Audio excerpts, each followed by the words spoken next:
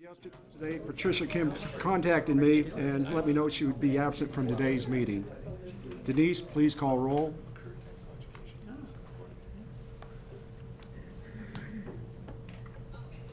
Deborah Neary, Here.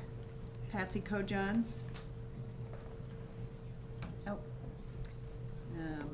Lisa Fricke, Present. Maureen Nichols, Present. Rachel Wise. Present. Robin Stevens. Good morning. Patricia Tam, John Witzel. Yes. You want me to recall their names? Patsy Kojans, Yes. Lisa Fricke. Present. This is just, okay. Thank you very much, Denise. Thank you. 7 present, 1 absent. Thank you very much. That was all about. Could we all please rise and join me in the Pledge of Allegiance? I pledge allegiance to the flag of the United States of America and to the republic for which it stands, one nation, under God, indivisible, with liberty and justice for all.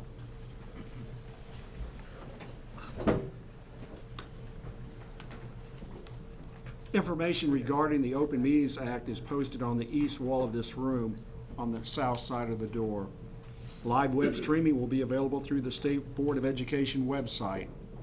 Board members, please engage your microphones before speaking and turn them off when you are done speaking. And please turn off your cell phones at this time. Thank you. Is there a motion to approve the consent agenda? So move. Second.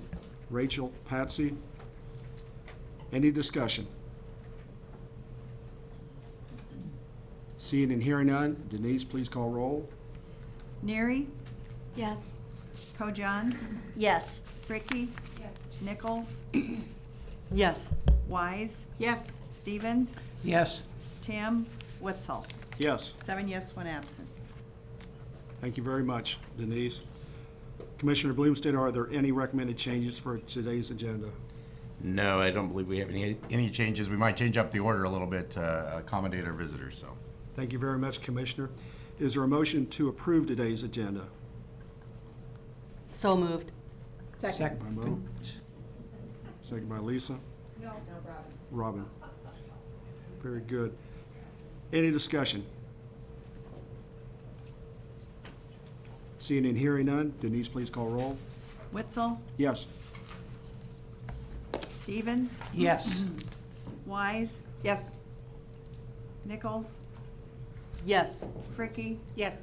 Kojans, Yes. Neary, Yes. Tim. 7 yes, 1 absent. Thank you, Denise. We will now have public comment period. This period of public comment is available for any person who wishes to address the State Board on subjects within its authority. Please note that public comment should be on topics related to the State Board's constitutional and statutory authority. Thanks to the members of the public who have attended today.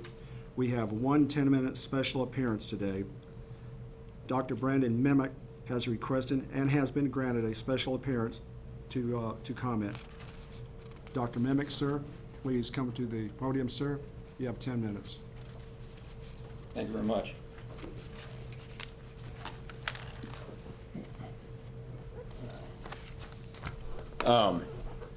First off, appreciate your guys' time. I understand it's a busy schedule, and it's not often that you hear out or get requests to discuss physical education during a board meeting, but the crew I brought with me today, over here to my left, and myself, in the past year or so, have kind of been kicking through how to better prepare ourselves and our profession and our field to better meet the needs of students and make sure it's a safe environment for our students.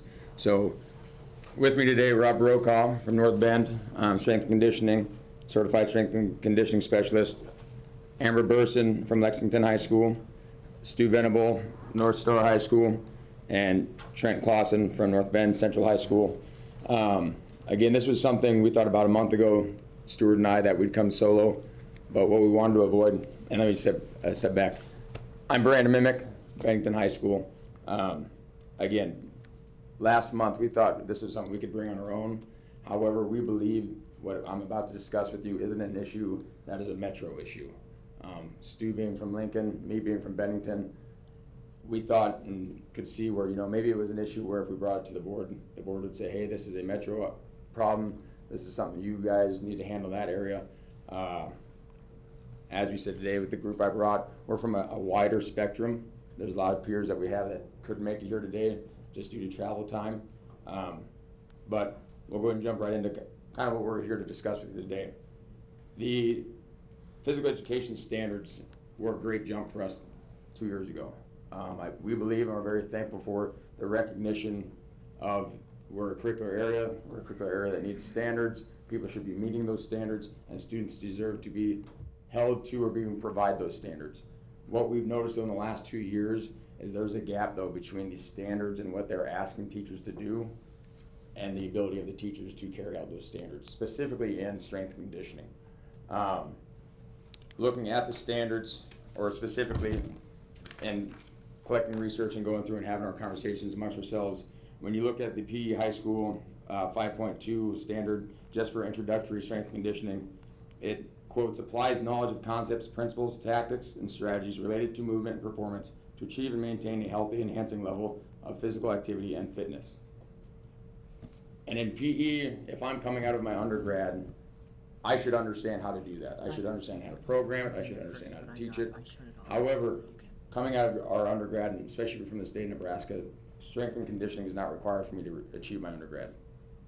And working with student teachers in my 13 years of experience, usually when I get a student teacher and I tell them most of my courses are in strength conditioning, they go white-faced and they panic right away. And they go, I'm not comfortable with the weight room. I don't understand how to program it. I don't understand how to teach it. It's a complete foreign language to me. And I believe this is, and we believe this is a common situation we're putting teachers into. And looking at the standard, we question for ourselves, if I'm supposed to hold a student accountable for this standard, and me as a teacher don't understand how to do it, how do I teach it, and then how do I hold you accountable for it? And if I'm in education and I'm in the weight room and I'm the physical educator, at the same time, again through our collaboration with our administration, if I don't understand it, my students don't understand it, does my administration also understand that I don't understand it and I'm putting kids in a bad spot, potentially dangerous? And again, quality educators in the weight room, and we have a lot of them in the state of Nebraska, who go through and gain the extra education that is necessary to be in the weight room and get certified and create the foundation of education they need to go out and teach and program for students. Goal number one is do no harm. And not that we have teachers who are going out of their way to create a situation that's going to cause harm, but our belief is we have teachers and coaches that are going into a weight room with so little information and insight and don't understand what they're doing or teaching or programming and assigning is actually causing harm. What kind of started or kick-started our process moving forward with this is, again, we want the weight room to be safe. We understand the benefits from it. We understand a lot of school districts are spending a lot of money purchasing equipment and creating rooms, and kids are excited to come into the weight room. With that said, like I also said previously, we understand it can be dangerous if people don't know what they're doing in there, i.e. educators. Looking at 2 years ago, swimming tried to go to state legislature to pass you need to be certified, a bill that you need to be certified in order to be with a pool. And our initial thought was, we'll do the same thing. We'll go to the state and say, hey, here's what needs to be done. However, our thought process is we don't want to point fingers and say, here's blame. Here's a problem, fix it. We want to work with you. We want to collaborate. We want to say, hey, what are our steps to improve the situation right now in our classrooms, specifically the weight room? How can we do it so that it's feasible, it's realistic, it puts teachers, administration, school districts, and students in the best spot possible to say, hey, we can realistically do this. And we understand it's not going to be an overnight change. It's going to take time. It's going to take people doing things they weren't doing before. However, it's going to create accountability and create a foundation of knowledge that might not, and most likely isn't currently there with a lot of teachers that are teaching strength training. So with that said, what we're asking or throwing out there to hopefully make you aware is, right now, as far as PD opportunities, in my 13 years through ESU 3, I've had one opportunity for PE to gain knowledge and insight. And that was 8 years ago. And the only reason that occurred was myself and a fellow teacher called up ESU 3 and said, can we host one? We'd like to create a professional development opportunity specific to PE teachers. Professional development opportunities for PE, let alone, are slim to none. Strength and conditioning, have you guys seen one that's been hosted by the state that we have an opportunity to go to? And again, not to post blame or point fingers, it's just, it's kind of a rarity or an oddity. So first thing we're asking is, what can we do to help us create opportunities for teachers to go out and get help? For teachers to realize, hey, you're not the only one that doesn't know what's going on. Let's start a beginner block and go from there. Here's things you should know if you're gonna be in the weight room. The next thing we're asking is, can we look at requiring a certification? Where, as we kind of kicked around, I think the metro schools or Class A schools, I had to use metro, Class A schools could probably handle it and be a little bit more feasible of, in a 2 to 3 year range, we need to have one person in the building who is teaching strength conditioning to get certified. That way you have at least a beacon or a go-to person in the building where, hey, we're working on this, what do I need to be teaching? Because I understand, coming from my alma mater, Mill North, there's quite a few teachers in the PE department. We don't need them all to become certified. However, we should have one person on staff that either knows what they're talking about and can help teach it, or can walk into the room and go, right away, red flag, this doesn't look right. We gotta get the student in a better spot. And what kind of piggybacks with requiring or pushing for teachers to become certified if they're gonna teach strength conditioning is within these certifications, and there's quite a few. You can go the gold standard, which large majority of us are, is through the National Strength Conditioning Association, the CSCS, or Certified Strength Conditioning Specialist. In order to retain that certification, we have to complete so many continuing ed opportunities each year. The field has constantly evolved. In my 13 years, what we were doing 13 years ago, what I was doing 5 years ago, each year I hope I've gotten wiser and figured out 5 years ago was, I kind of crinkled my face at what we were doing. We're getting better. But what we're seeing is a lot of staff and a lot of people across the state that unfortunately are stubborn and say, I've been doing this for 20 years, I know what I'm doing, I don't need it. I had one coach who I respect completely, to my face tell me, I don't need letters behind my name, I know what I'm doing. But at the same time, if we're not looking at ourselves in the mirror and saying, how can I get better? Are we really meeting the needs of the student? Are we putting them in the best spot possible? Again, we didn't come here expecting you guys to, in unison, to go, yep, we're gonna do it. We just wanted to come here and say, here's something that, right now there's a gap. There's a gap between what the standards are asking and what we consider best practice. And at the same time, what do we consider best practice? Has that been defined for teachers in this realm where, hey, this is our standard? And in our thought process and the conversations we've had, the research we've done, we believe the state of Nebraska can say, hey, here's best practice. We gotta get you certified. And it's gonna take this, this, and this to get you there. And once we're certified, at least we have one person in each building where, hey, you should understand and hopefully be sharing that knowledge with the other teachers and coaches who are entering the weight room. With that said, I see I have 44 seconds.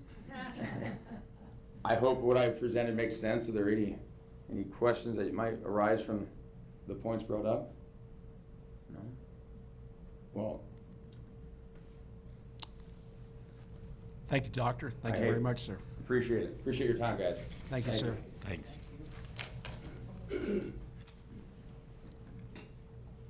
We will now move into our 5-minute public comment period. I would like to remind you to please sign in if you've not already done so.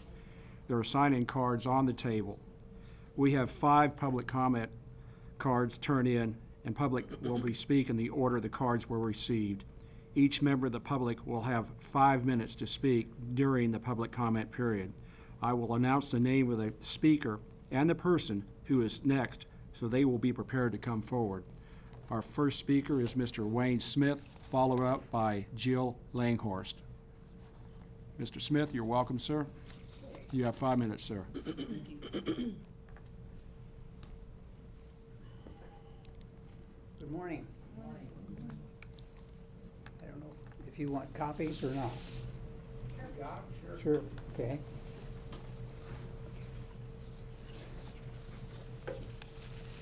I used to have a few comments on the social studies standards. Again, my name is Wayne Smith.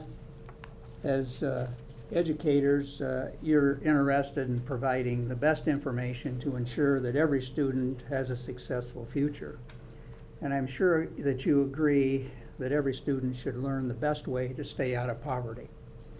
All young Americans, regardless of their parents' education, ethnicity, family background, or religion, deserve to hear the straight talk about the importance of education, work, and marriage, and what gives them the best chance of avoiding poverty. I've recommended in the past that the research and study of the success sequence be included in the social studies standards. When I looked at the third draft, I didn't see any mention of the success sequence or any study of poverty. The success sequence suggests 3 steps to avoid poverty. If you, 1, finish high school, 2, get a job, 3, get married before having children, in that order, you have a 98% chance of not being in poverty. If you fulfill 1 or 2 of those steps, you have a 73% chance of not being in poverty.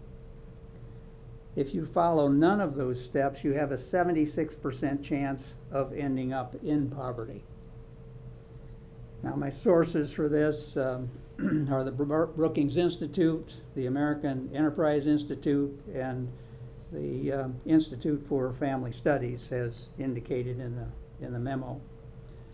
I recommend that you consider including research and discussion of the success sequence in the economics section of the social studies standards, and I would think that that would be under the decision-making section. With over 40% of students on free and reduced lunch, I would think that the study of poverty and how to avoid it would be important. Thank you. Thank you, Any Mr. questions? Smith. Mhm. Thank you very much, sir. Okay. We now are asking Jill Longhorst to come forward, please. And she is followed up by Mr. Doug Kagan.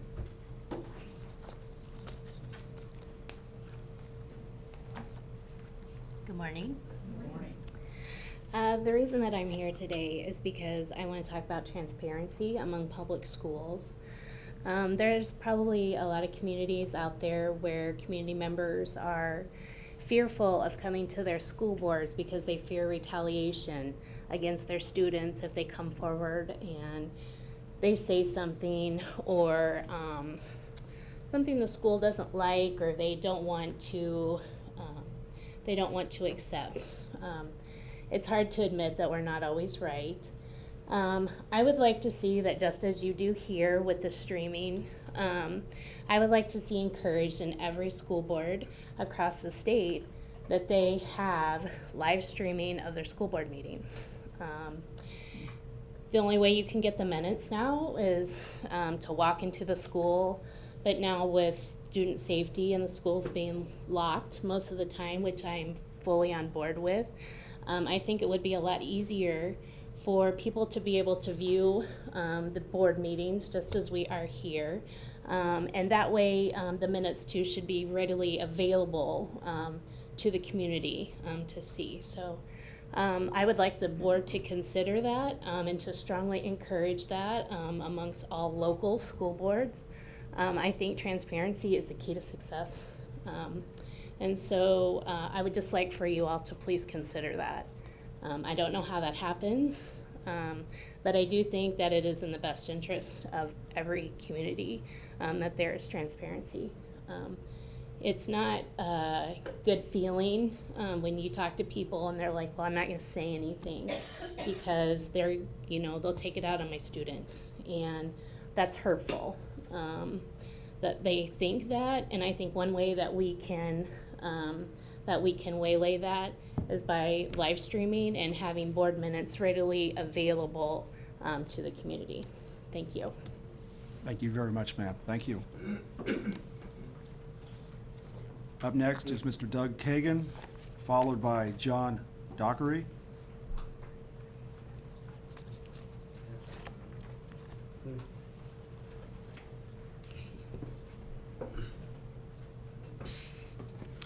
Good morning.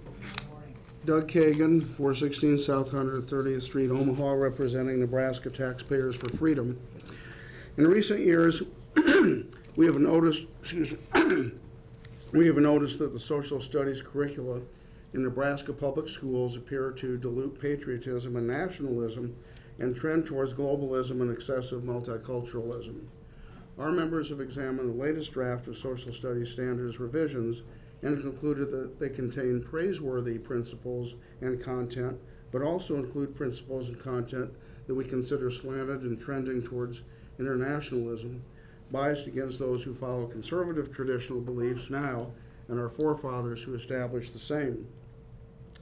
We appreciate that these standards describe the knowledge and skills students should learn, but do not prescribe specific curriculum, lessons, teaching strategies, or activities.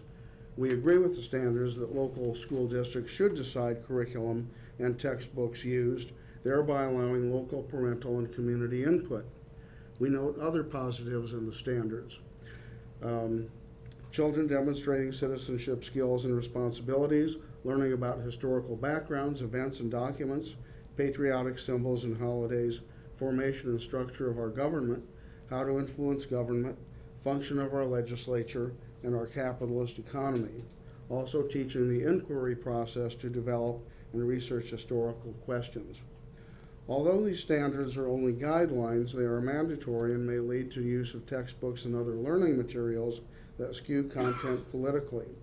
Standards should suggest global warming as a theory, not fact. While we believe it important to include the contributions of multiple ethnic groups to Nebraska history, we see a trend towards criticism and blaming the European element for societal ills and prejudicing students against conventional interpretations of historical events. We do not want a concentration on multiculturalism to detract from our historical record or malign traditional figures in American history. Though we support the study of different forms of government, we warn against propagandizing students to favor one world government over our national sovereignty. Therefore, taxpayers must guard against department guidelines that on the surface appear innocuous but actually lock in very liberal content prescriptions and become exacerbated by the purchase and use of curriculum materials that lean heavily towards political correctness and other left-leaning political content. We suggest board members undertake another revision and more closely follow the intent of recently passed LB 399 in the legislature, particularly to expand the dangers and fallacies posed by socialist communist governmental systems. We also would like to see more emphasis placed on the role of the U.S. military safeguarding our nation. Thank you. Thank you, Mr. Kagan. Thank you, sir. John Dockery, you're up next, sir, followed by Tiffany Jokel. Morning, everyone. Thank you for your time. I just have a short point that I wanted to make, and I reviewed the 2012 standards and also the third draft of the 2019 standards, which are kind of overwhelming for a non-educator myself, but I did focus in on one thing that I'm concerned about, and I'm going to read this to you. I'm here today because of my concern for adding the terms marginalized and underrepresented groups as subcategories of multiple perspectives in the 2019 Nebraska State Standards for Social Studies and History. This is an attempt by our State Board of Education to further politicize the education of our children beginning in the 4th grade and expanding each year through high school. Multiple perspectives is a concept introduced in the 2012 Nebraska State Standards as a way of further defining one's opinion about the history of our country. It's a new concept to solely relying on historical data to accurately define the history of not only America, but the world history also. It's amazing how these new words imposed on us shape one's thinking. Multiple perspectives are unique to every individual and should be respected as such. Further defining them by new concepts like marginal and underrepresented groups is divisive and confusing to children. Bottom line, adding this terminology does not belong in a public setting. It's vague, ambiguous, and potentially could discriminate against others' points of view. I recommend that marginalized and underrepresented subsections in the proposed 2019 Nebraska State Standards for Social Studies be eliminated from multiple perspective sections beginning in the 4th grade. Thank you. Thank you, Mr. Dockery. Thank you, sir. Next, Tiffany Jokel.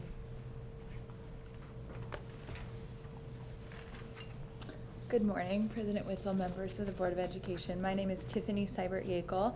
I'm Research and Policy Director at the Women's Fund of Omaha.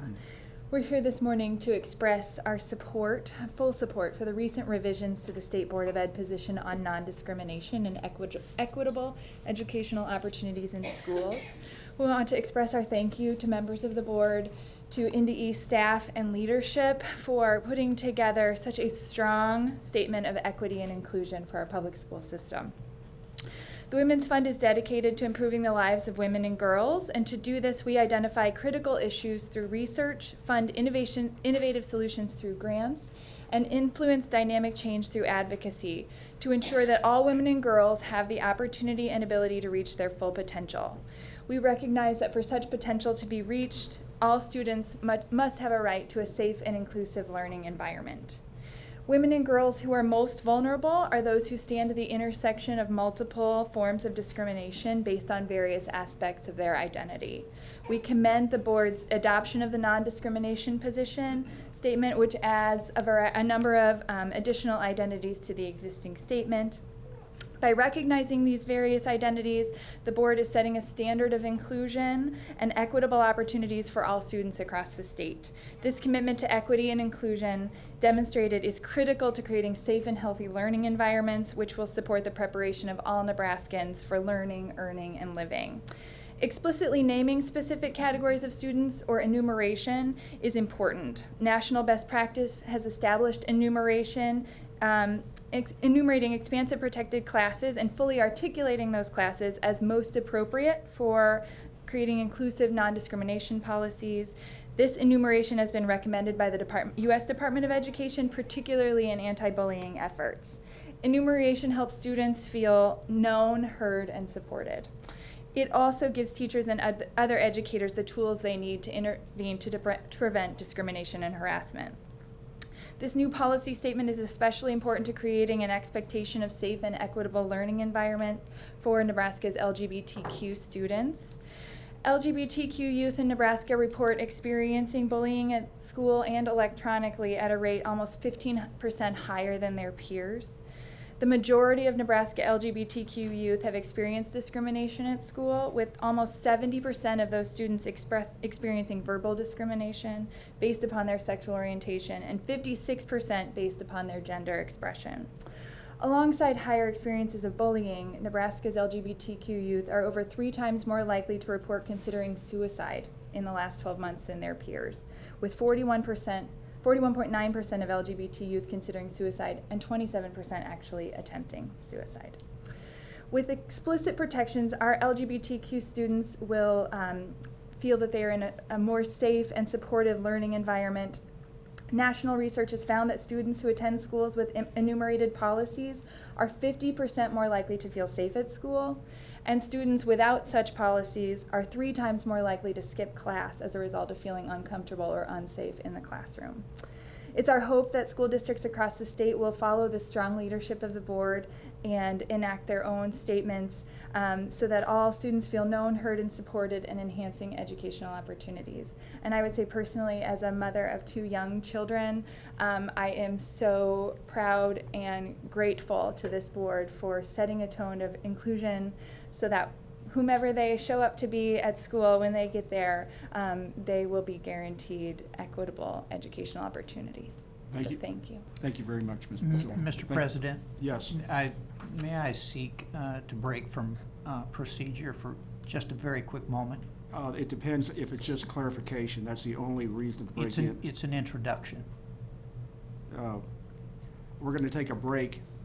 The reason, there's a little one back there.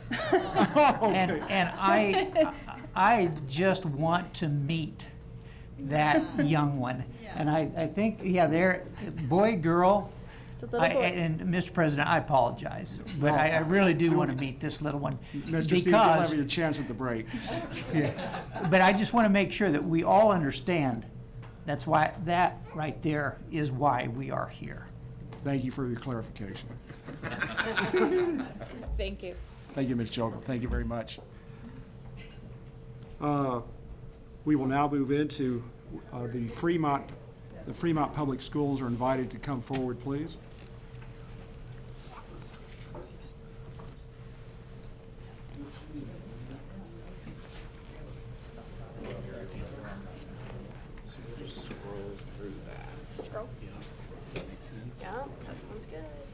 And we are honored to have the Fremont Public Schools. They'll provide us information on Jobs for America graduates. So We're very excited to be thank you here. and welcome. Thank you very much. My name is Mark Williams. I'm the school career and technical education coordinator at Fremont Public Schools. We're very excited about the opportunity to be here today. To my right is Scott Jensen, a high school principal. To my left, Emily Montgomery. She's in charge of our JAG program. And we're also here with Mark Shepard, our superintendent of schools. So we're very excited to be here. We're excited about the JAG program, helping pilot this program at Fremont Public Schools in cooperation with other programs like our School to Career. I see Commissioner Bloomstead has his Skills USA. We're heavily involved in that program as well. And we think that JAG is going to be a great opportunity for our students and our business community to work together in preparation for life after high school. So I'm going to turn things over to Emily Montgomery, and she'll take it from here. Hello, thank you for letting us share the JAG opportunity today with you. Along beside me, I also have 3 people from the Department of Labor, Ms. Shauna Smith, Ms. Erin Cooper, and Ms. Mary Ann Bradfield. Just to share a little bit of overview about the program, JAG, it stands for Jobs for America's Graduates, and it's a nonprofit that connects business and education to prevent dropout among students. Students are selected into the program based on a variety of barriers and learn through real-world, project-based instructional methods. The mission of the program is to assist students in overcoming identified barriers, graduate from high school, and then prepare them for a college or career pathway.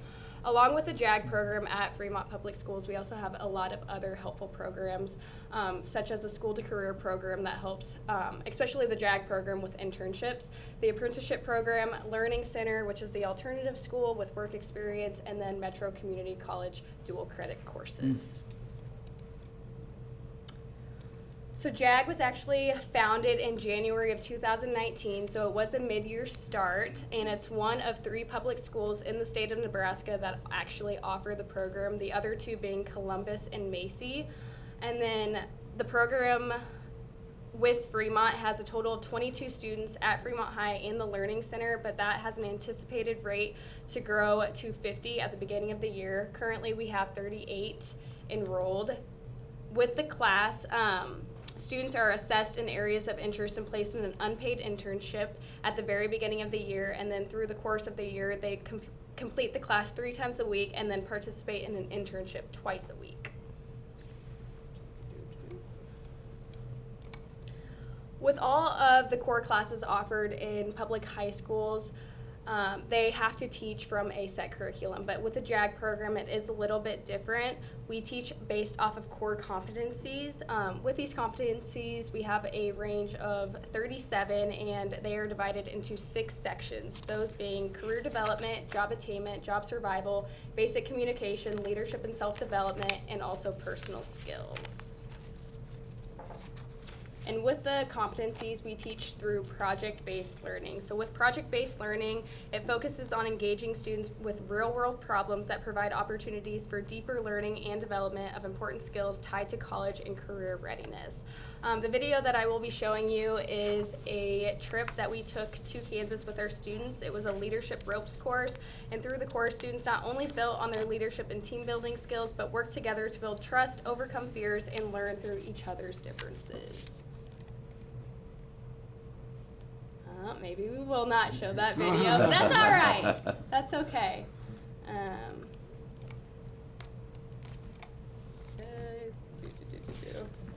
I'll let you fix it.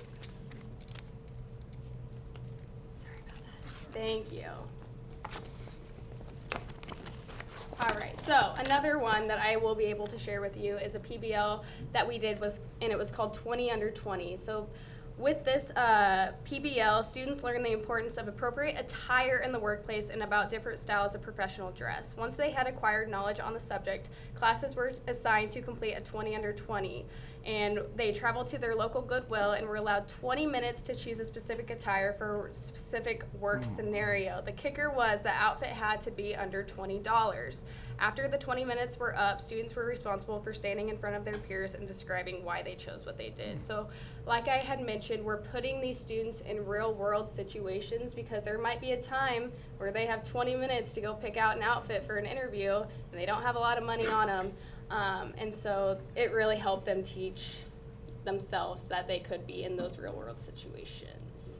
These are some community and work, volunteer work that they have done. As many of you know that some of my students were affected by the flood there in Fremont. So to help with the flood recovery efforts, the students worked at our local city auditorium and helped victims of the flood with recovery efforts. We worked at our local book fair and also helped animals that were displaced by the flood. So we helped at our local humane society as well. Students also compete in 15 hours of community service throughout the course of the year. Two students that I would like to share with you today and some successes that we have had with the program is Miss Victoria Craig. I had came into the program in March, so in 2 short months with her, I learned a lot about her and helped her through her pathway to graduation. She was a teenage mom. She actually became pregnant at the age of 13 and had her daughter at the age of 14. She came from a one-parent household, but she was able to navigate through high school very well and was able to graduate an entire academic year earlier than her peers. Throughout high school, she was also able to earn her CNA. So currently, right now, we do 12 months of follow-up with all of our students that graduate. So I get to check in on Victoria every single month for a year. And so a little update on her, she is actually working as a CNA at one of our local nursing homes and is attending Metro full-time to pursue a degree in nursing with plans to transfer on to Clarkson. Another student is Mr. Patrick Carpenter, and we have a couple statistics here on the board. So Patrick was one of the students that wanted to be in the JAG program the least. So much that on my first day at Fremont High, he said he needed to go to the bathroom and never returned until the following school year. He ultimately ended up getting suspended the last 2 weeks of school, and then once summer was over and the school year began, I saw Patrick on orientation day and had a talk with him and a conversation and asked him if we could give JAG a second chance. He ultimately agreed, and it's been great ever since. Patrick's life and behavior has changed drastically since attending the Learning Center. He actually was at the high school for his first 3 years, but now we're finishing up at the Learning Center. He's currently at a 90% attendance rate, 4 referrals, and is completing on average 25 assignments per week. And that's just statistics from the first quarter. He is expected to graduate on time in May after only completing a little over half of his credits at the high school the first 3 years. With JAG, Patrick has also earned his way into competing in our National Student Leadership Conference with an intent to compete his way to Washington, D.C., which would be an all-exclusive free trip to Washington, D.C., where he would compete against students all across the nation.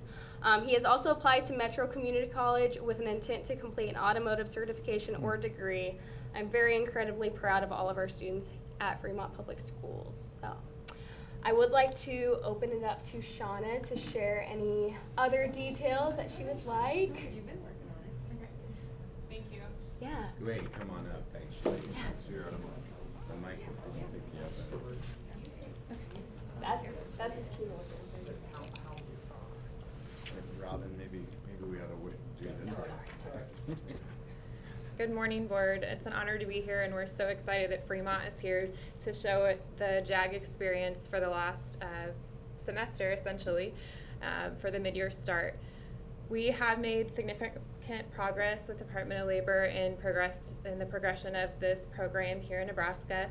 Has been around for 40 years nationally, so we're happy to have it as an option to help our youth here in the state. We have received partnership from Department of Economic Development and Department of Health and Human Services This will together provide multiple funding streams along with our public and private partners otherwise, such as community foundations and philanthropic foundations to help create sustainability for this program. So we are happy to share that with you this morning and hope to see continued success. Thank you Thank very you. much. Thank you.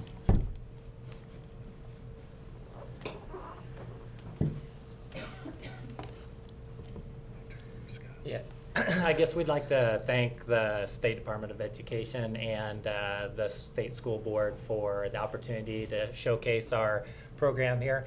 We have a lot of programs that we've started at Fremont High School that individualize instruction to try to help each individual achieve their potential. The JAG program, as you can see, has been a phenomenal program for us. We appreciate the Department of Labor support, Department of Education support, and everything it has done for our kids. We'd also like to invite you out, any chance that you would have, to come out and visit with some of these kids and the dramatic impact that Emily and the program has had on their lives. So we appreciate this time. Thank you. Thank you, sir. And also, we're going to take a 10-minute break immediately following, so the board will have enough time to interact, but we can take questions now if you like. Okay. Can I just provide a slight additional bit of context, and thank you very much for the presentation. So it is a fairly unique way that we came into this particular program as a state. Number one, the Department of Labor had resources, and there was some interest expressed in creating this type of JAG program. I was asked, actually, could I reach out to a few school districts, a few superintendents, to see if there would be some particular interest. And so Fremont was one of those, and I reached out to Mark Shepard at that point in time and said, would you be willing to explore this? And so we went through a process in which we started to explore that. Obviously, in front of the board, or will be in front of the board, is looking at rule changes to think about how someone like Emily, who's obviously very skilled and talented in this particular work, could be in a setting that would provide for, it's similar to our career education permit, but a permit that would allow these types of programs to be vetted by school districts, approved by school districts, but ensured that we can actually kind of have that benefit of those various types of programs. And so that's a bit of the intent, to give you a little bit more background on that today. And so then I'll turn it back to you for any of your questions or thoughts. So. Go ahead, Patsy. Well, first of all, it's very inspiring. I can see how this would help so many students that I have known over the years, and for certain it would have helped me if it had been in place. But I do want to ask, what does it take, Emily, to be certified to do this in public education? So it's a little bit different for every state. I was actually doing this out in Kansas, and then my boyfriend, he coaches football, and then the job opportunity opened up in Nebraska, and it worked out perfectly. It was a smooth transition. However, the guidelines for the Department of Education is different than that in Kansas. So I have a 4-year degree with my master's. All I needed in Kansas was a 4-year degree. In the state of Nebraska, I needed to have the 4-year degree, but I also needed to have a temporary teacher's permit. Certificate, I believe. Certificate, yes. Right. And so I ended up taking one class in the summer. It was a human relations class that ultimately allowed me to get that permit. So, yeah. Any other questions? Thank you. Deb Neary. Thank you, and very inspiring. I'm just curious about a couple of things. You're a 501c3 nonprofit, right? And so, is it a national model? And then my second question is, where's your funding coming from? Yes, so very good question. We actually operate in 38 states, and so each state does it a little bit differently on the funding and how they run and things like that. For the first 2 years, we actually are fully funded by the Department of Labor. And what was your other question? Sorry. You answered both of them. Okay. Thank you. Thank you. But the hope is to scale this. Yes. Okay. Yeah. Rachel Wise, yes, ma'am. Yeah, and thank you for being here, and anything we can do to continue to pursue career educational opportunities for young people is the right way to go. We spent too many years trying to be narrowing our approach in the sense that everyone needed to be 4-year college ready, And we, I think, moved away from understanding young people need to be ready for whatever choices and pathways they choose post-high school, and we need to have multiple pathways for young people post-high school. So I applaud Fremont and the Department of Labor in bringing in JAG to Nebraska. I think one of the things for my colleagues just to continue to understand is that in Nebraska, when we start to think about career education, we do have to think about how we look at teaching certificates in a non-traditional approach. And so in Nebraska, one of the things that have hampered career education in some of our areas has been that we really have been tied in the past to a traditional teaching certification pathway. In Nebraska, most of our higher education partners are not preparing teachers in career education.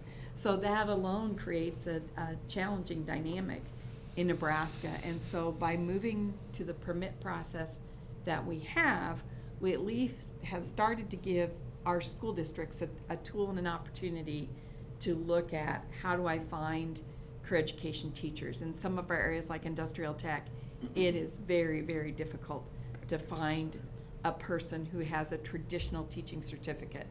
But we can find people with great skills to deliver the instructional needs that we have. And I think this is a good example of an individual who clearly has a skill set that's important for teaching career readiness.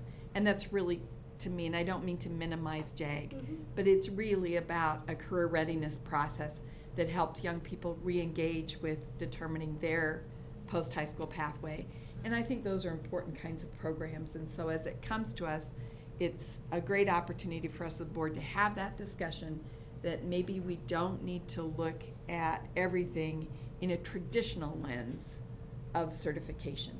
Now that does have some challenges to it, certainly, but I think when we look at it in context of what we're delivering to students, and when we look in context of how we're meeting student needs, and we look at the context of the kind of training.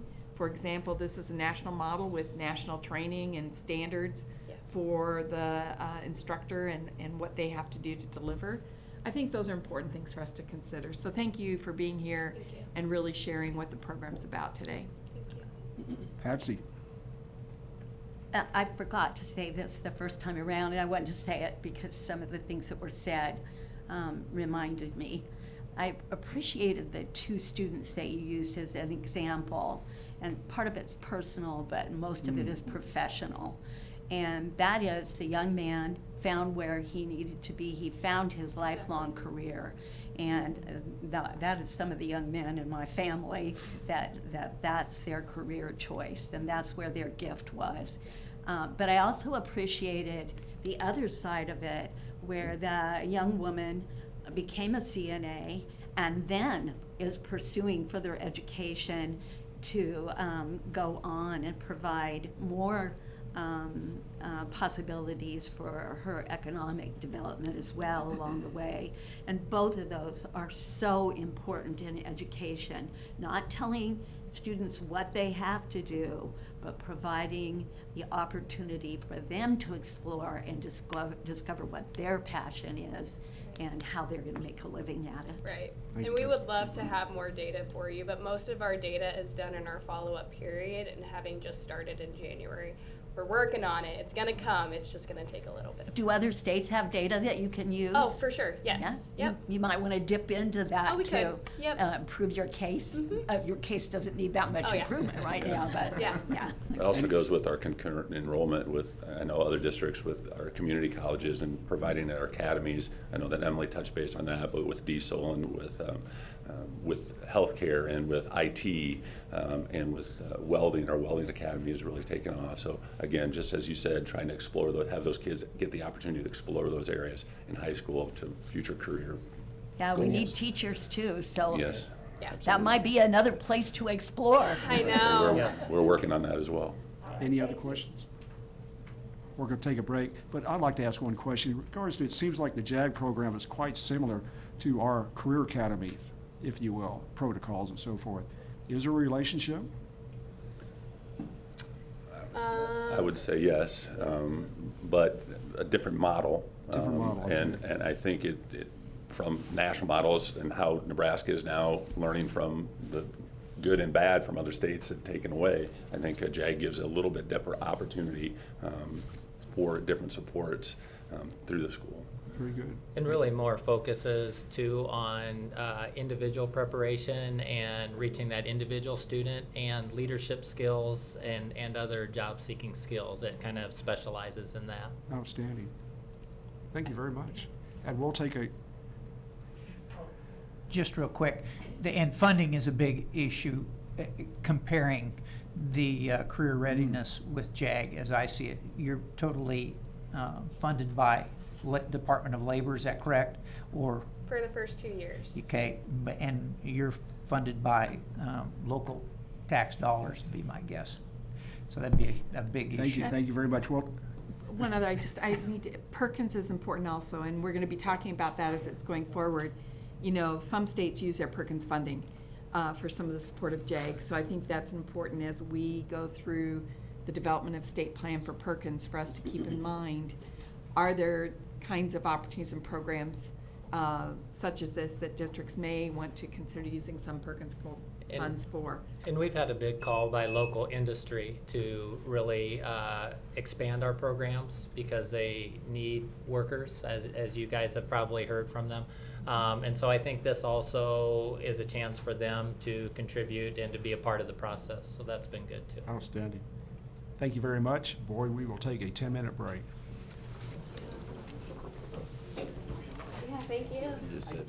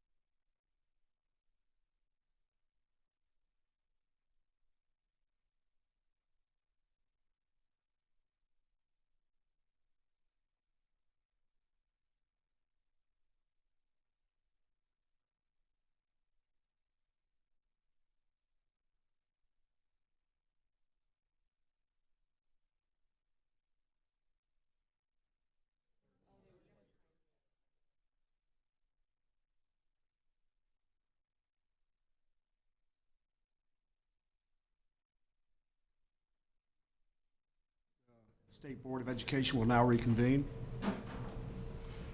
We'll continue on with our action items in regards to policy. Deb Neary, is there a motion on policy item 6.2.A? Yes, I move to adopt revisions to State Board Position Statement S2, Accountability for a Quality Education System for Today and Tomorrow, also known as AQuest, with an implementation date of January 1st, 2020. Is there a Second. second? Second Second. by Rachel. Any discussion? Seeing and hearing none, Denise, please call roll. Co-Johns, Yes. Nichols, Yes. Stevens, Yes. Witzel, Yes. Wise, Yes. Fricky, Yes. Neary, Yes. Tim. 7 yes, 1 absent. Thank you, Denise. Deb Neary, is there a motion on item 6.2.B? I move to adopt proposed revisions to State Board Position Statement S3, Early Literacy, formerly Reading and Writing. Is there a second? Second. Second by Maureen. Discussion? Seeing and hearing none, Denise, please call roll. Wise, Yes. Nichols, Yes. Fricky, Yes. Stevens, Yes. Witzel, Yes. Neary, Yes. Co-Johns, Yes. Tim. 7 yes, 1 absent. Thank you very much. Deb Neary, is there a motion on item 6.2.C? I move to reaffirm bylaw B11, legal assistance. Second. Second by Rachel. Any discussion? Seeing and hearing none, Denise, please call roll. Nichols, Yes. Stevens, Yes. Neary, Yes. Co-Johns, Yes. Fricky, Yes. Wise, Yes. Witzel, Yes. Tim. 7 yes, 1 absent. Thank you very much, Denise. We'll now move into budget and finance. I move to authorize the commissioner to submit a deficit budget request for the Nebraska Department of Education. Is there a second? Second. Second. Discussion? Seeing and hearing none, Denise, please call roll.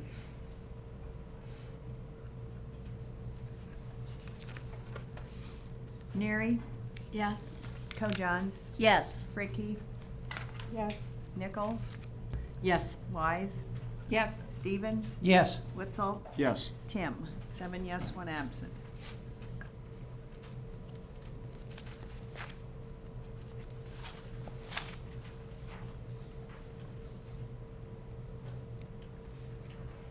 The next thing we got is Probably take up strategic plan. You are too? Got it, okay. Strategic Planning, Performance and Improvement Committee, Rachel Wise. We've already discussed this, so Rachel Wise, do you want to make a motion? No, actually, we're doing the report first. We didn't okay. do the report yesterday. Got it. So we'll do a report and then move into the action items. Proceed. So the report of the Strategic Planning Committee, we really had 4 items on our agenda yesterday. 1 item was for discussion only, and that was for the learning community, and that will be coming forward in November. The updated learning community plan and a report from the learning community will be coming forward, and we'll talk more about that in November. We then had 3 action items that we'll take action on in just a little bit.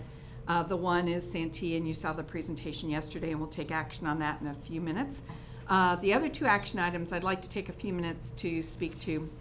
The first one is the action item that is involving the adoption of a recommendation of the committee on our next steps around approval, accreditation, and accountability rules.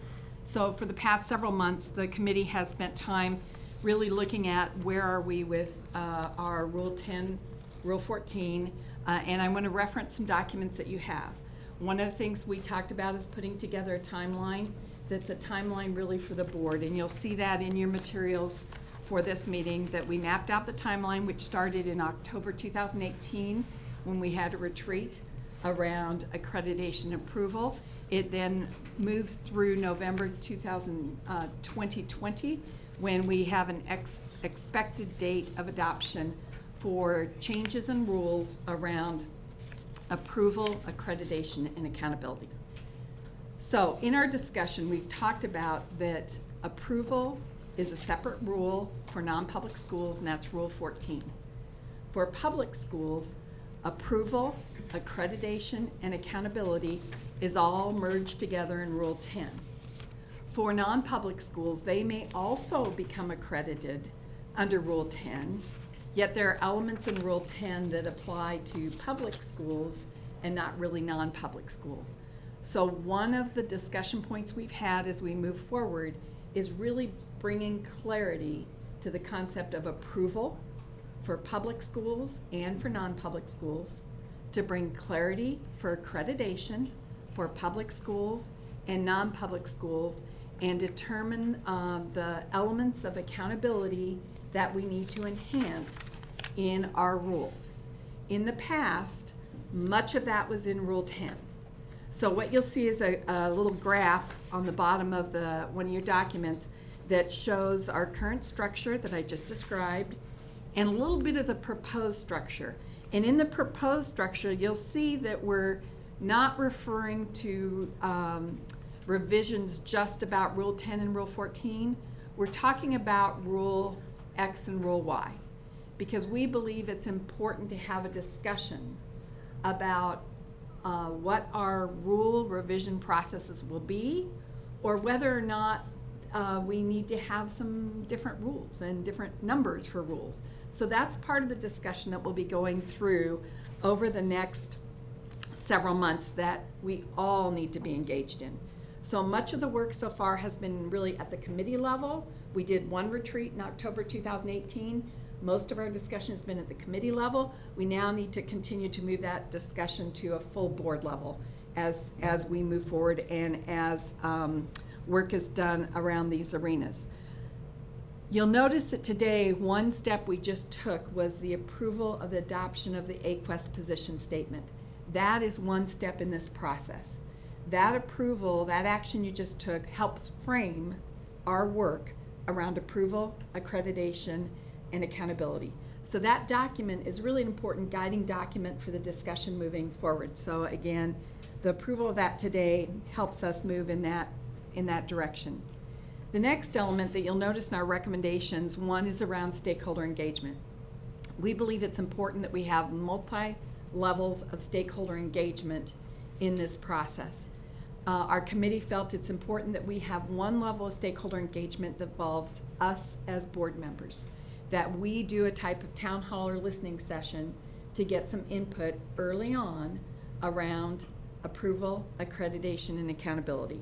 So you'll notice in the recommendations that we're proposing each board member to do a town hall in the next, if Ryan would say November, we're saying kind of between now and December.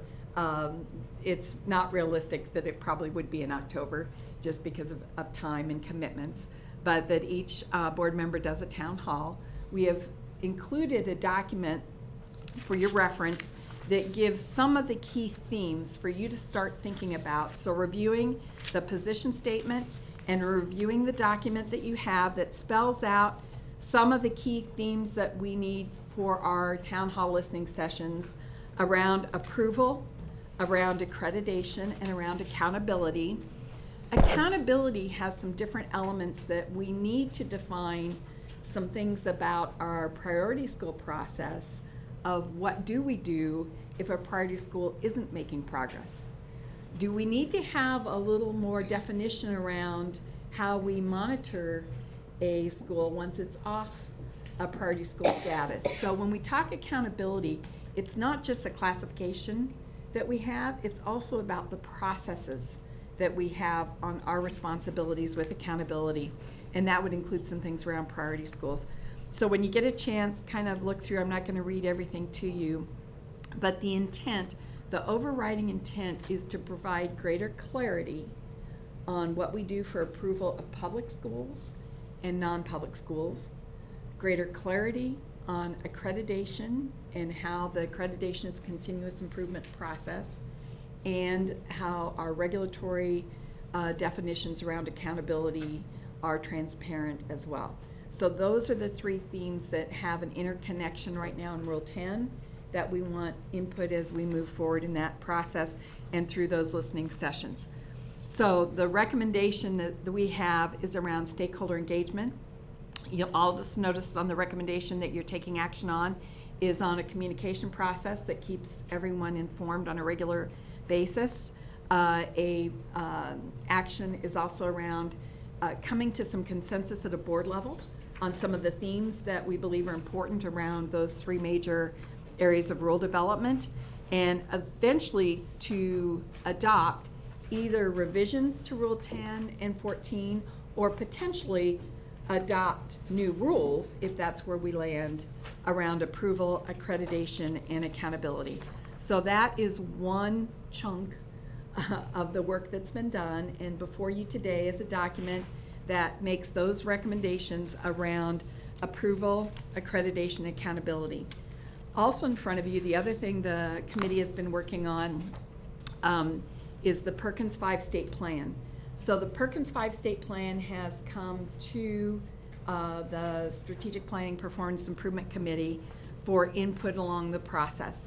So in front of you, you have another document that is a recommendation for some of our next steps at a board level for the our input process in the development of the state plan. And the NDE team is doing an amazing job in working on the development of the state plan. In our processes today, we approved a contract with Foresight, and they're doing some stakeholder engagement as part of the Perkins 5 state plan, but there's a few things that we think are important for us to do.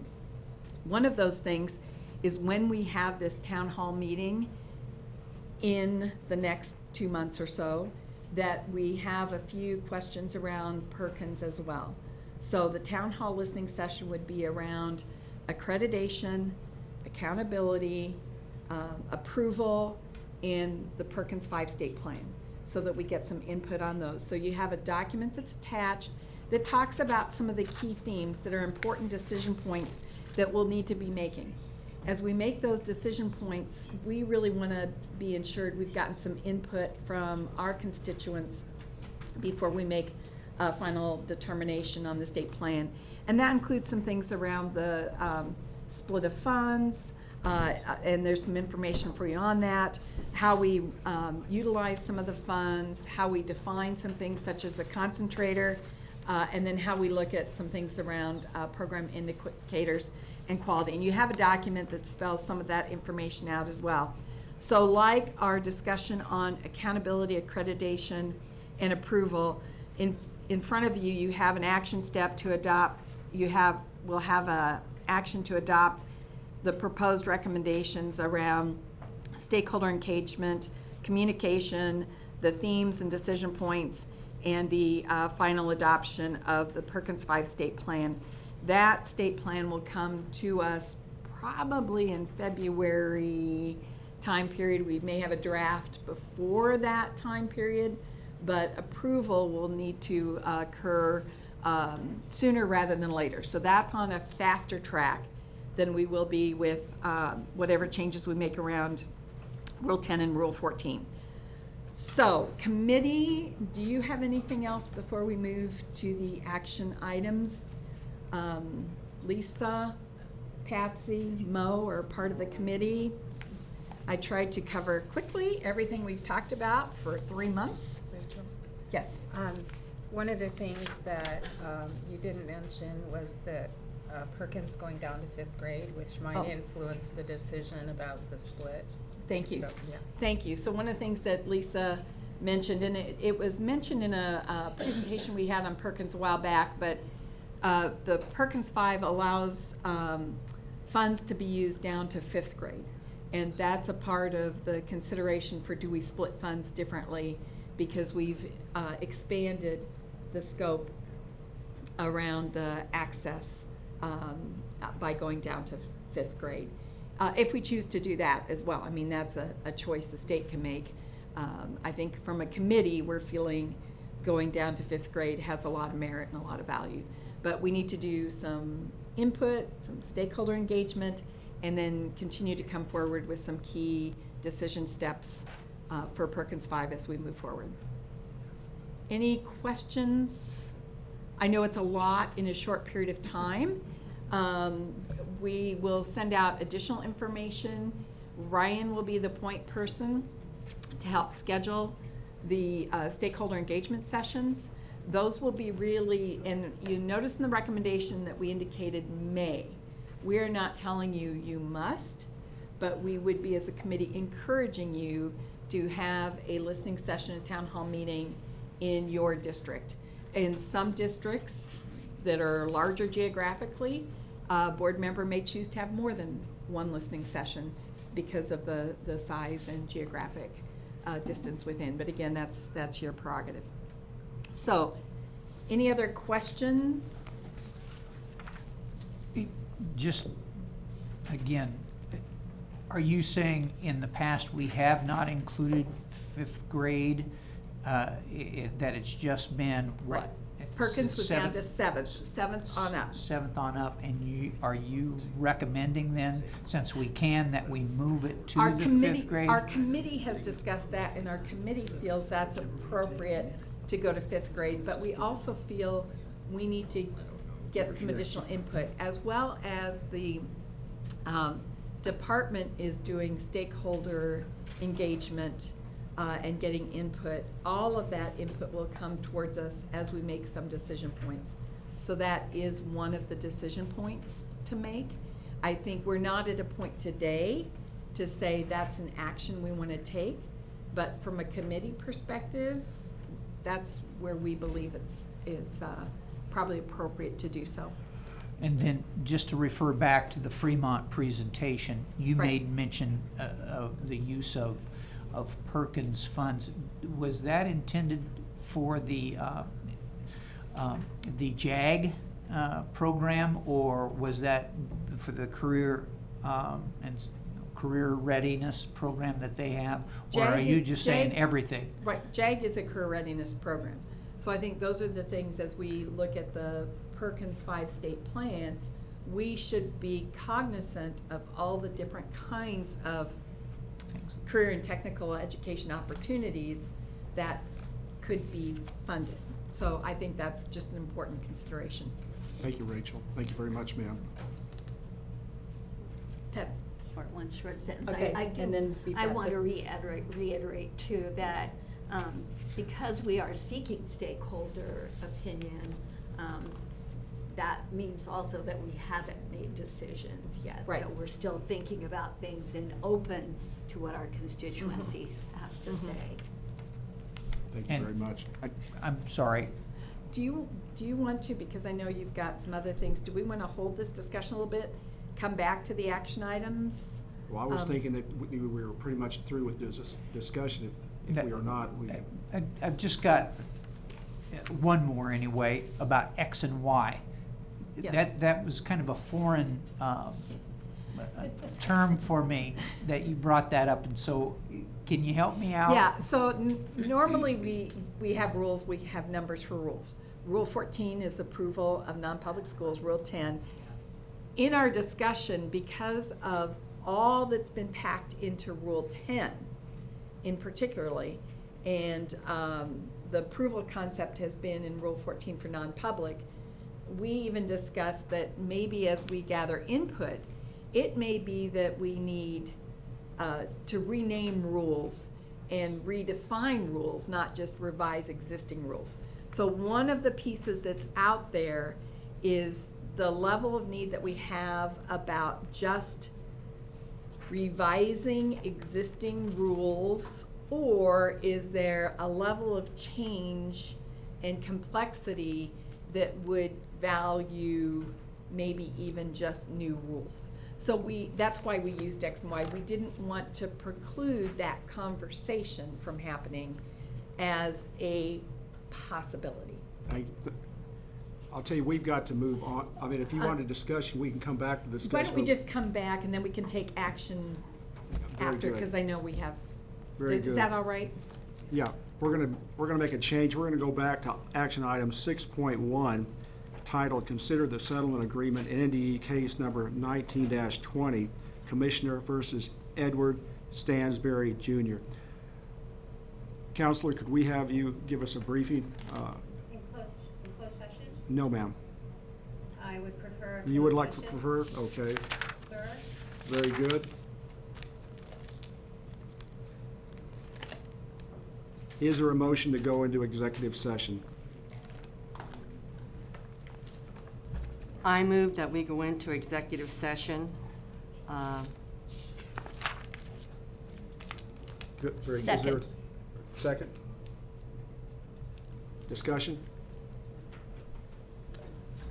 I'm just going to clarify, we're going into executive session for the purpose of getting input on this from legal counsel. Yes, That's I correct. failed to add that. Thank you, Rachel. There was a second? Discussion? Seeing and hearing none. Denise, please call roll.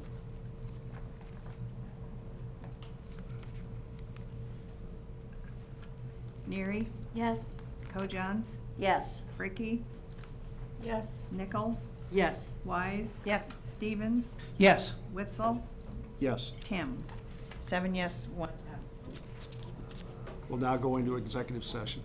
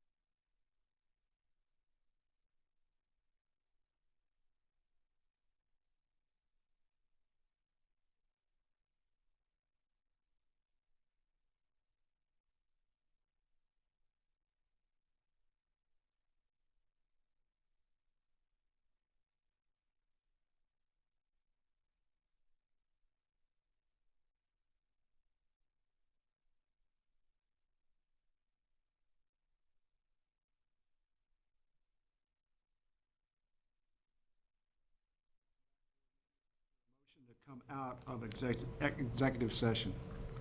Yes, I move that we come out of executive session. Second. Second by Rachel. Is there any discussion on this motion? Or- No. Seeing and hearing none, Denise, please call roll. Neary, Yes. Co-Johns, Yes. Fricky, Yes. Nichols, Yes. Wise, Yes. Stevens, Yes. Witzel, Yes. Tim. 7 yes, 1 absent. Thank you very much. In regards to action item, consider the settlement agreement in NDE case number 1920, Commissioner versus Edward Stansberry. Mo, is there a motion on item 6.1? Yes. I move in Commissioner versus Edward Stansberry Jr., NDE case number 19-20, that this board approve the proposed settlement agreement in which the parties have stipulated to 1 year suspension of respondent's administrative certificate and to adopt the final order proposed by legal counsel. Is there a second? Second. Second by Patsy. Discussion? Lisa? Thank you, President. I want to state for the record that pursuant to Rule 29, Section 005.02, which states the revocation or suspension of a person's certificate by the board automatically shall revoke or suspend any and all department certificates held by that person. And I wanted to state that for the record. Thank you very much, Lisa. Any other discussion? Seeing and hearing none, Denise, please call roll. Witzel, Yes. Stevens, Yes. Wise, Yes. Nichols, Yes. Fricky, Yes. Co-Johns, Yes. Neary, Yes. Tim. 7 yes, 1 absent. Thank you very much, Denise. Thank you, Counselor. You bet.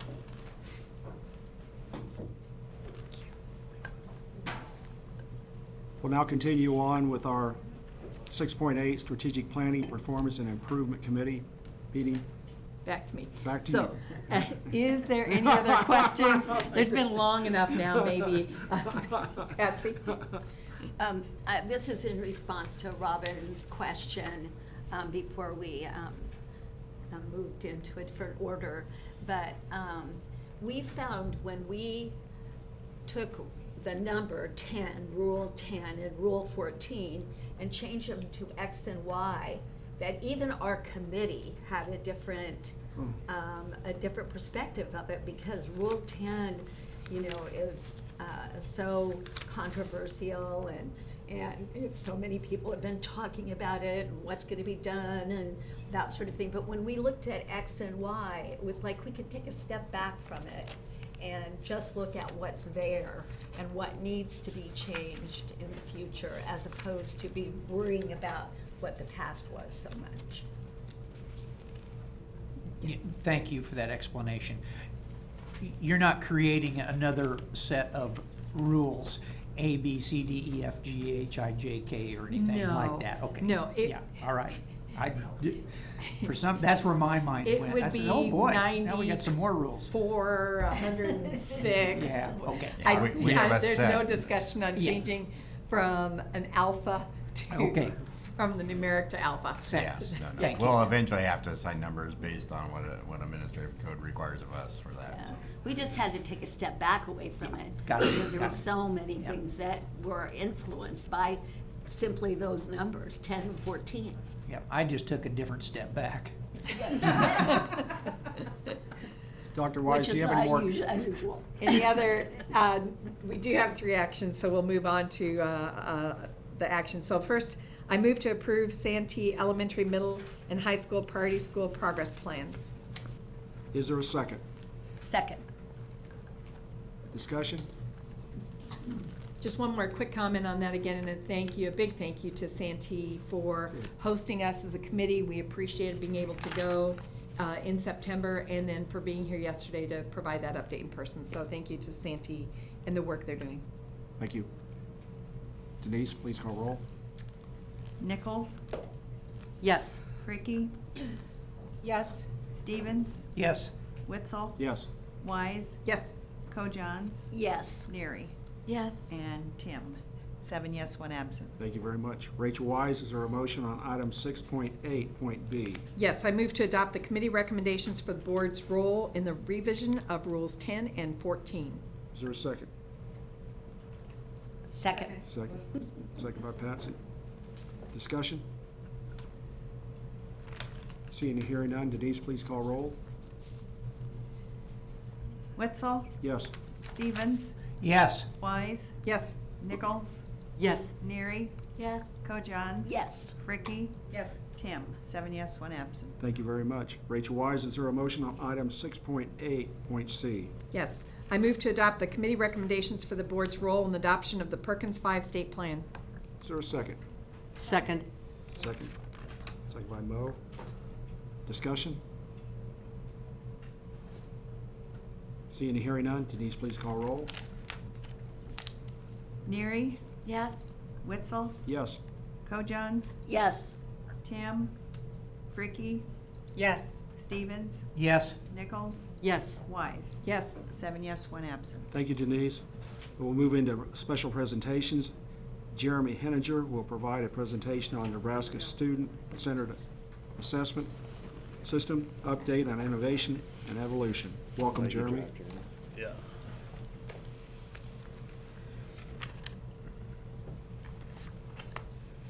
Just as Jeremy's getting set up, obviously, I want to thank Jeremy and Corey and the whole assessment team for the amount of work that's going into these processes. But I'm also very proud of the vision work that you're going to hear some of that from Jeremy today about how that's moved us, I think, a long way forward tonight. So just thanks for being here on that front.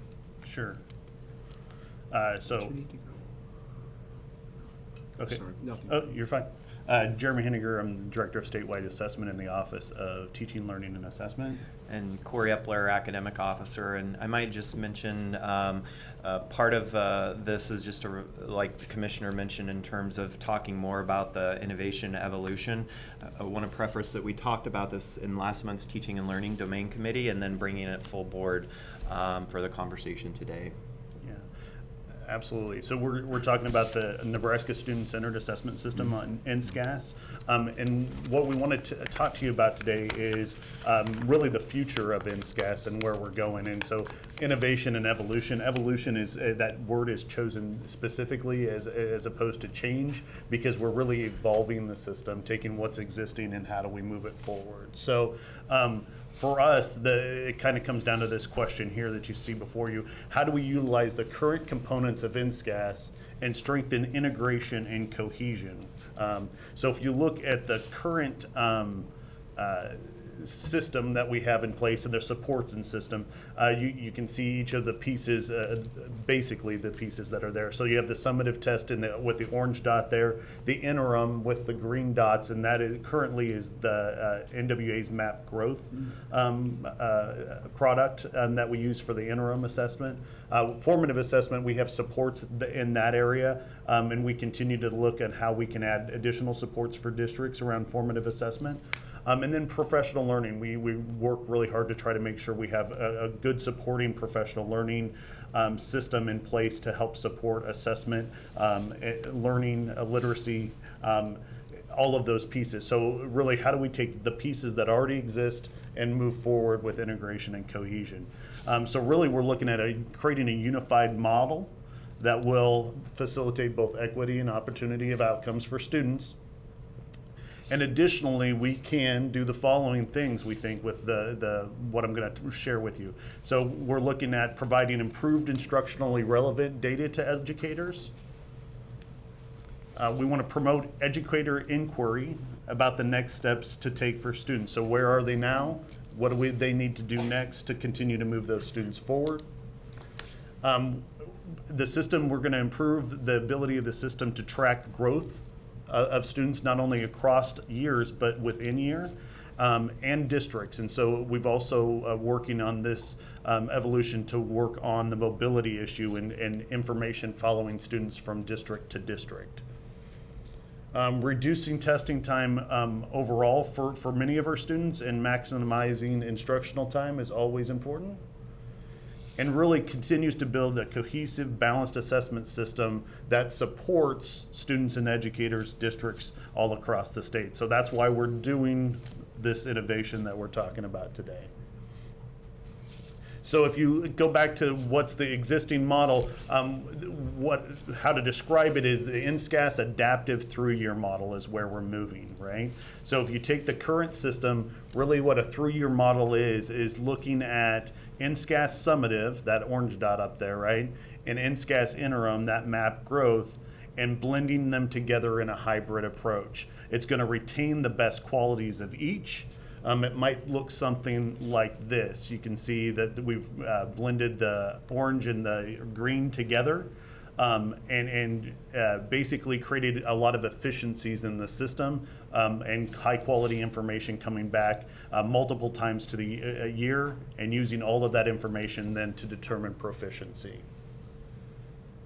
So kind of take a step back, make sure that everybody understands. We used information from AQuest belief statements, the position statement from on assessment of student learning from the board to inform these decisions and the direction we're going.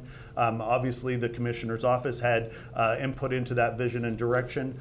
Very motivated by the feedback we received from Nebraska educators who always want more information from the assessments that we give.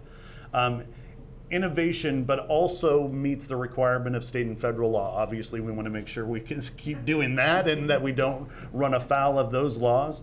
And I think maybe even probably the most important thing there at the bottom of the list here is it focuses on assessment as an instructional tool that fuels improvement, right? So all the time, if we can make it about improvement, instruction, we're always moving in a better direction as we move forward. A couple of these things here about the goals again. So we want to provide more useful data throughout the year to guide instruction. We want to focus on that instructional tool again and learning in context, right? So closer to the time of instruction. A big one here that I really like is actually it's going to provide multiple opportunities for students to showcase their learning on our standards throughout the year. So they're going to have multiple opportunities to add information so we can determine that proficiency at the end of the year, and then that information would be able to roll into the accountability system. It's going to decrease the overall testing time. I'll make one note about that. Most of our students in grades 3 through 8 are already taking MAP growth 3 times a year and NSCAS summative, which is great. The reason why that's great is because it tracks over time. It gives instructional information. But what's happening in the spring is students are taking MAP growth and NSCAS, and that takes a lot of time. What we're actually going to do with this innovation is make it so they only have to take one of those tests, and we get all of the same information from that. So that's one of where we're going to see a decrease in overall testing time. And there's also a lot of efficiencies in the system that we're moving to as well. Like I said before, it's going to utilize the strengths of NSCAS summative and MAP growth. Point out that teachers, educators across our state that really like MAP growth, they're going to get the same things that they like about it in the new system. They're not going to lose those pieces. They're still going to get the great reports, the great instructional information. They're not going to lose what they like best about that. That was if they would have, that would have been a non-starter for us, right? If we would have not had that. So they're going to get that, and we're going to even improve upon that after that as well. And so really, NSCAS adaptive through-year model, like I said, simply put, is a model that combines NSCAS summative and NSCAS interim, MAP growth currently, into a hybrid model, right, where we're doing the best of both. So just a couple other features of this. So it will still allow us to get that summative proficiency score for accountability purposes at the end of the year. Educators will get grade level performance data up to 3 times a year and time to adjust instruction. We're going to get growth as a year-to-year change for aggregate summative performance. And then we're also going to get growth within years. So if a student takes the test at the beginning of the year and at the end of the year, we're going to be able to see what kind of growth happens within that as well. We currently don't get that information, so that growth could be added to accountability and what we're looking at for there, so we can continue to focus on growth in that model as well. So just really quickly, I'll give an example of how we currently do summative, right? So no matter what this district's scope and sequence curriculum is, They teach, summative test at the end, we get a total score. There's some good things about that. It measures over the course of the year. It's the same for everybody, so the pacing guides don't matter because we don't do it till the end of the year. The score is fairly clear about what it means about proficiency at grade level standards, but there are also some challenges to that about growth. It doesn't highlight growth. Feedback often comes back too late, even though I'll point out that we're going to get almost near immediate results at the end of this year with testing. And oftentimes it's a burdensome test event because so much attention is brought to it. MAP growth currently, give a model of that, right? So currently our schools are teaching, getting an interim measure, getting that information back. One thing I'll mention is that their schools have moved that earlier, in many cases, even earlier because of the Reading Act and trying to get that information back within that 30 days and those types of things. But they continue to teach, they get more information back, continue to teach, get more information back. There's some great things about this. There's the common vertical scale, so that RIT score across time, year-to-year growth, within year growth, timely feedback to inform instruction, measures retention. There's a norm reference component. There's lots of good things about that. In our adaptive through-year model, what we're proposing, so we get those interim results, we get the interim results again and again, and then we're going to use all of that information to determine proficiency. Right? So all of that information will go into determine it. If a student was not able to show proficiency on a certain set of standards early, they'll have multiple opportunities to show us that they know it later on in the year. And one thing I might add, right now it's primarily English language arts and math, Absolutely. not science. Correct. So we'll talk a little bit about that too, but I just wanted to reference that we're talking ELA and mathematics for Thank this you. approach. I often forget that. I have it in another slide in a different presentation. Science is on so we're gearing up to do the new science assessment based on the new college and career ready science Nebraska standards. It's on a little bit different path. At some point, we'll come back to it and say, can we do this same type of thing? But we need to get it started first, and then we'll see if we can do this. So ELA and math right now. And often the things that we talk about are advantages to this. The advantages from both other things are what because we continue to blend them together, right? So just kind of a timeline really quickly about this. So last year was business as usual. This current year we're doing two major pieces. One piece is that so I don't want to get too technical here, but the software engine behind MAP Growth and NSCAS are two separate systems, right? And so NSCAS actually uses the newer, more advanced test engine, like the engine 2.0, right? And so we have some districts that are gonna test MAP Growth on that new engine. So we're making sure the new, more advanced engine can do MAP Growth in the way that it's always been done. So moving to that more advanced test engine is just something we have to do before we get to the place we want to be in 21, 22. The other thing we're doing, and this is a big part for us, is a linking study in spring for MAP Growth. So we're going to have teachers come in, we're going to get in the item bank for MAP Growth, and we're going to understand that better than we ever have before about what is being tested, how well does it align, does it match the rigor, and then we're also going to we're also looking at, does it support the instructional shifts that we've made evident in our standards, right? So we're going to do all kinds of work in MAP Growth as we go down this path so we can blend those two pieces together. Because before we can put them together, we have to understand each of them separately, so that work has to be done. And our Nebraska educators are going to have a big role in that work, just like they always do in creating our assessments. In 2020 and 2021, basically there's a lot of behind the scenes work, a lot of simulations, studies going on to make sure that we're ready for 21, 22. And in that year, we're going to transform to the Nebraska Adaptive Through-Year model. Many of our students won't see a whole lot of difference, right? Because the system is really not changing. It's really just evolving to be more efficient, to have a lot more aspects, and to inform our teachers better. And so students might not notice a lot of things.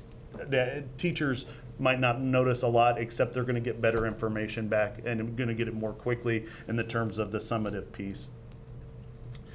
Just a really brief statement on this. There's a lot of decisions that still have to be made, a lot of work that has to be done. We continue to bring in Nebraska educators to inform us and to give feedback as we make those decisions, because we're well aware. We've already done a lot of work for those educators to provide us concerns that they have and those types of things, so that we can be thoughtful about how we move forward, so we don't have unintended consequences that come up. That way that's why the timeline we're on right now makes a lot of sense, so we can think about unintended consequences and make sure we mitigate those if anything happens. And also know that each of the studies that we have planned to get to where we're going might give us new information, and we might have to alter the plan, because it's not going to be just most likely a simple linear progression. But we're prepared for that, and we think we're already in pretty good spot as far as getting to where we need to go. The last thing that I'll mention is the professional learning piece. Working with ESUs in our largest districts, we have 72 certified facilitators across the state that are already trained in understanding both MAP growth and NSCAS summative. And those people will continue to be in place and can help us with that transition and help support educators. So there's already a system of professional learning in place that can help us with this transition and make sure that we're ready to go when it comes time to do that, because we think that's a huge part of continuing to build that assessment literacy, the knowledge of how to use this data as we move forward, and any changes we'll also be prepared for and trained for as we go forward. I might just mention, Jeremy talked about the Nebraska Reading Improvement Act, and certainly the requirements of that law are being considered as this system is continuing to evolve into around the innovation piece. Knowing that the summative requirements start at grade 3, that's also a grade that's mentioned in the law. So thinking about how districts are actually utilizing whether it's MAP growth or MAP growth fluency to actually determine if a student has a reading deficiency. So that's part of this conversation too. The other thing I wanted to add on, when we talk about coherence in a system, it's really, it can be really challenging to build that and to model that. And one of the things that I think is unique about this approach is the customized nature of the assessments. And it's not simply using MAP growth, which we know measures the standards that this board has approved, but this proposal is actually building a customized resource that is strongly aligned to the standards, but like Jeremy mentioned, really reinforcing the type of instruction and measuring what we hope is happening in classrooms relative to the content that they're learning. So I think that's what makes this very, very unique. Certainly we are thankful for our partnership with NWEA and how they're helping us think through this and providing the support to build this system as well. So I just wanted to mention that this is truly a customized resource that truly will help us on the coherence side to ensure that the assessments that we're asking districts to utilize truly mirror and measure the type of instruction and content that we hope is happening in classrooms. Question, Rachel. Yeah, and thank you. And I think it's such an important next step in the trajectory of where we're going. I think another, though, important piece that would be important to come back and have a full discussion on is, what does this mean for accountability?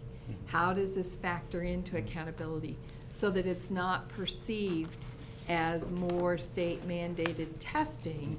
It's perceived as a transformation within the accountability system. And so often when we talk about assessment, people think that our accountability system is only about assessment. And assessment is certainly a key element, but this opens a door for us to look at accountability in a different context.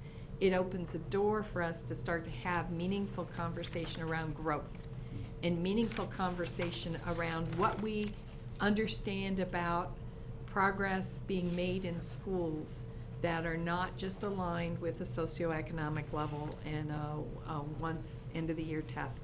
So I think it's important, for the same time that this is rolling out in this discussion, that we as board members clearly understand how this can impact changes that we need to make within our classification system and our accountability system to help schools maximize on this opportunity and start to communicate the real growth that's occurring in schools when we look at the element of assessment. Patsy? I was going to say a little bit about accountability, but Rachel covered that so well. The other thing that I wanted to say is that in the middle of this, as a teacher, I listened to what you had to say, and you said, and we are going to make future improvements, and teachers, we've heard that for all the years of being teachers. And so when I was ready, I wrote it down. I'm going to ask you, when will you make the improvements? And so I was very happy to see that you are thinking way into the future and making predictions about what those improvements might be. And so I hope you keep that fluid as you work, and you take a look at what is working for teachers and students in our schools, and keep adding to those predictions about what could make it better. Sure. Marie? Okay, I just need a piece of clarification. Sure. The decrease in testing time in that 3-year model, that third year, the NSCAS won't be there in the spring any longer. Is that correct? Is that how I understand it? So in this 3-year model, students will really not take either the NSCAS summative or MAP growth anymore. They'll take this new test that's the hybrid of both of them. And so students will still take a spring test, but they won't have to take NSCAS summative and MAP growth spring. Okay. It'll be blended together into Okay. one. Yeah. And that's where we'll realize most of the reduction in testing time is at that point in time. Is that third in the spring? In the spring, right? So what I can tell you in the fall right now, for instance, so MAP growth testing isn't mandated at all, and actually in our new through year, the fall and winter won't be mandated either. It will be optional, but districts won't get the good information back to inform them, right? So I think many of them are going to do it. Many of them are already doing it. We know there's about 144,000 students in grades 3 through 8 in the state of Nebraska.